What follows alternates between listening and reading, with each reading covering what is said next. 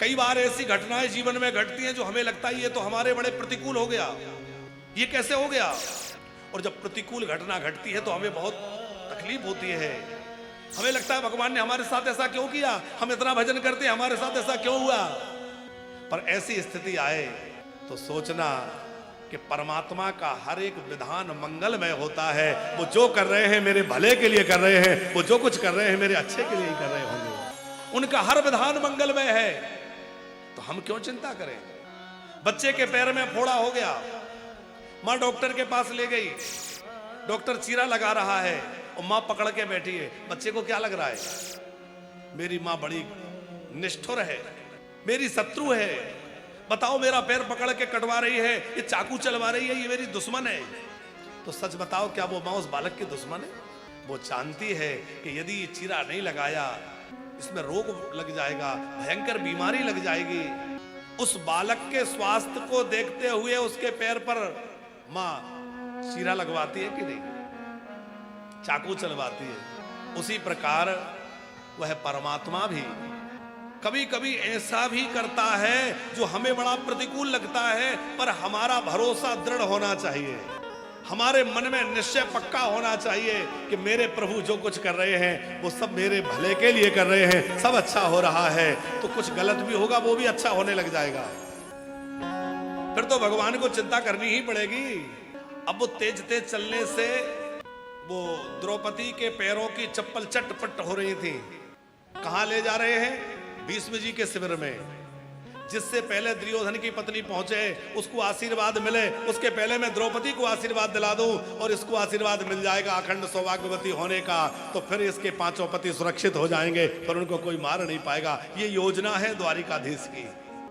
पर यदि ये भेद खुल गया कि द्रौपदी आई है और दुर्योधन की पत्नी नहीं आई है, तो पितामह सावधान हो जाएंगे, इसलिए थोड़ा छुप के ले जा रहे हैं।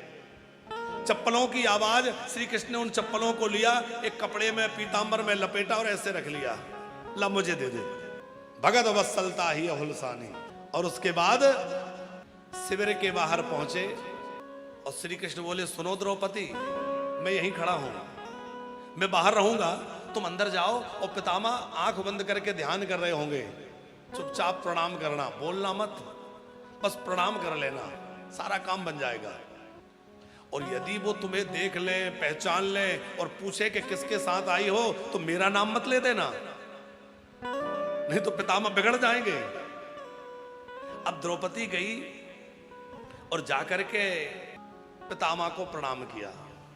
पितामह भीष्म के नेत्र बंद है, जब चल रहा है, और जैसे ही द्रौपदी ने प्रणाम किया तो उसकी चूड़ियों की खनक, उसके आने की आहट, भीष्म जी को क्या लगा, मैंने दुर्योधन की पत्नी को बुलाया था, वही आई होगी। तो आंख बंद है और बंद आंख में ही आशीर्वाद दे दिया, अखंड सौभाग्यवती भाव।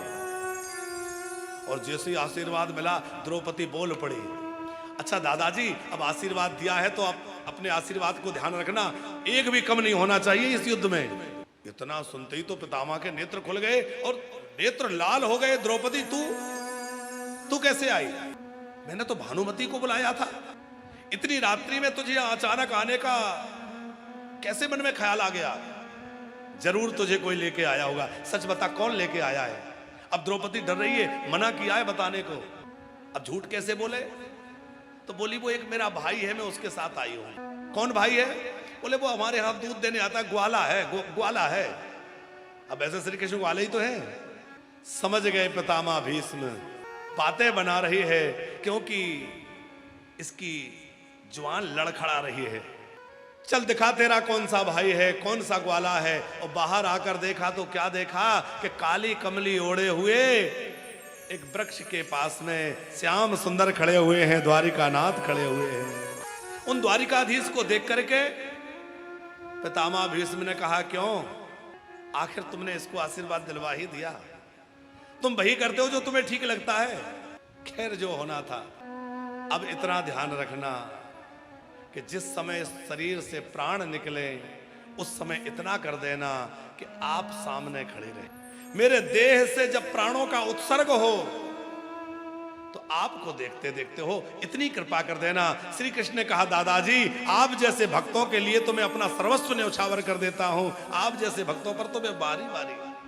और अगले दिन का जब युद्ध हुआ ना पितामह भीष्म और अर्जुन का, तो चूंकि पितामह भीष्म रोष में तो थे ही, ऐसा भयंकर युद्ध किया और मन ही मन क्या बोले, श्री कृष्ण ने महाभारत के युद्ध में शस्त्र ना उठाने की प्रतिज्ञा करी है, पर हम भी क्षत्रिय हैं, इनको शस्त्र उठवा कर रहेंगे। जो ना हर ही शस्त्र गहाऊं तो लाजो गंगा जननी को, और शांतनु सुत ना कहाऊं जो ना हर ही शस्त्र गहाऊं। आज मैं श्री कृष्ण को शस्त्र उठवा कर रहूंगा। अब देखो, एक और भगवान की प्रतिज्ञा, दूसरी ओर भक्त की प्रतिज्ञा। भगवान ने महाभारत युद्ध के पहले प्रतिज्ञा करी है कि मैं महाभारत के युद्ध में कोई हथियार नहीं उठाऊंगा, अस्त्र शस्त्र नहीं उठाऊंगा। और पितामह भीष्म ने प्रतिज्ञा कर ली कि मैं इस अस्त्र उठवा के रहूंगा। अब किसकी प्रतिज्ञा छूटेगी? भगवान तो ऐसे दयालु हैं कि अपने भक्तों का मान बढ़ाने के लिए अपनी प्रतिज्ञा त्याग देते हैं। ठाकुर जी ने क्या किया? अब देखिए, पितामह भीष्म युद्ध कर रहे हैं, अर्जुन पर बाणों की बौछार लगी है, बाणों पर बाण, और आज ऐसे तीक्ष्ण बाण मारे जा रहे हैं कि अर्जुन लहूलुहान हो गए। और एक बाण तो ऐसा मारा कि रथ चकनाचूर हो गया, और रथ चकनाचूर हुआ तो तुरंत रथ का पहिया उठाया श्री कृष्ण ने, और रथ का पहिया उठा करके पितामह भीष्म की ओर दौड़ पड़े। और रथ का पहिया चक्र की तरह लेकर जब दौड़े, उधर श्री पितामह भीष्म ने धनुष बाण डाल दिए, कहा जय हो जय हो जय हो, मेरा काम बन गया। मेरा काम था कि तुम्हें हथियार उठवा दूं, उठवा दिया। प्रबल प्रेम के पाले पड़ा कर, प्रबल प्रेम के पाले पड़ कर, अरे प्रभु को नियमों बदलते देखा, प्रभु को नियम बदलते देखा।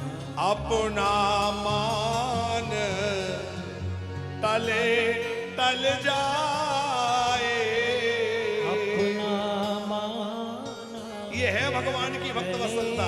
टल जाए, पर भक्त का मान न टलते देखा, भक्त का मान